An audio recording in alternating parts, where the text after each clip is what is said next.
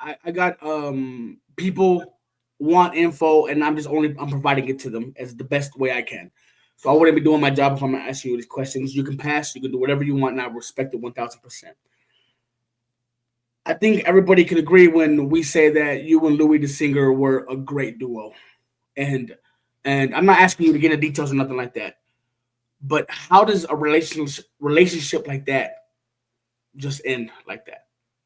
Uh, I don't think it's ended.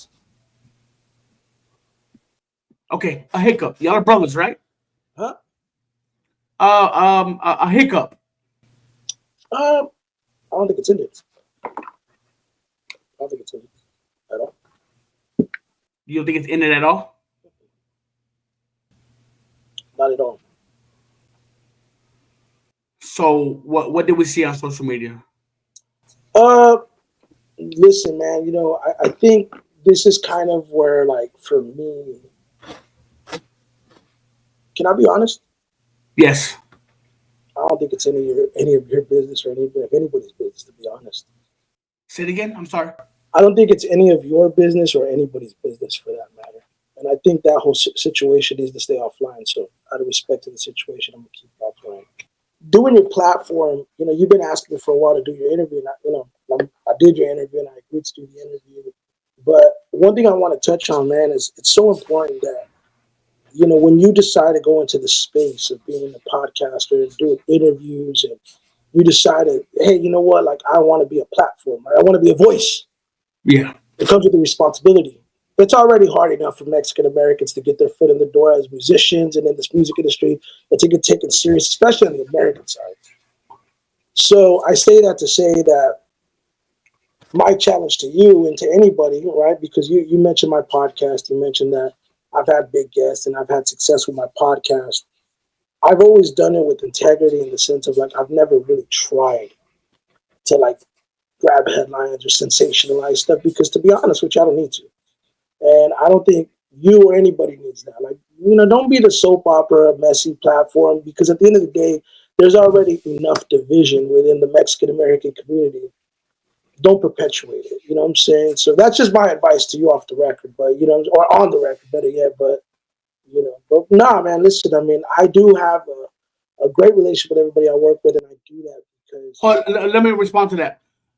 See, I mean, it's what you consider what's being messy. correct. Um, I don't. I think you're talking about my question about Louis the singer. So I don't think that's messy. And of course, when anybody's doing anything that they feel passionate about and they feel like they're a professional about, then they want the headlines. That's just straight up Correct. views. It's I'm my channel. I have it monetized. I want people to watch it, right? Not only because it's monetized though, but it is monetized and it is a way to feed my family. Okay, so that's one thing. But at the same time, I do have a following. I do have people that want this information. So without people like me trying to not getting the information, they're not getting the information. You know what I mean? So what happened with you and Louis the Singer was put out into the world already. You did that. You made that decision. Yeah. Louis the Singer made that decision. Y'all did that. That was y'all's thing. I didn't make y'all argue on social media. I didn't make those posts. That was not me. But I wouldn't be doing my job if I didn't touch on that subject and speak on it. How is that causing division for my culture? Because you went in it with the intent to try to get something out of me, right? You wanted to know, but I didn't say it. And here's the thing: you say that people want to know, but why do they want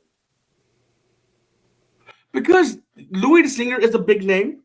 You are a big name. You're not just a manager. You're a persona. You're a social media person. You've had your podcast. You do your short videos where you get people's attention and go viral. You put your face on the net. You're a public figure. Louis the Singer is also. Y'all put y'all's own personal beef online. The people seen it. The people want to know the story. it? Not everything's meant for people to know, right? So I'm telling you, it's nobody's business. So just respect it. Facts. And I already told you. Because I'm going to tell you something real quick. No, I told you, bro. Hold on, real quick. Before one second, I'll let you go. But right before that, I said you don't have to answer, but I wouldn't be doing my job if I didn't ask that question. I said respectfully, I'm gonna ask it. You don't have to answer it, and I will respectfully move on to the next question. But you're And not. that's what I did. But you're not moving on. And here's the thing, too, man. Like, I agree to do the interview for you, right?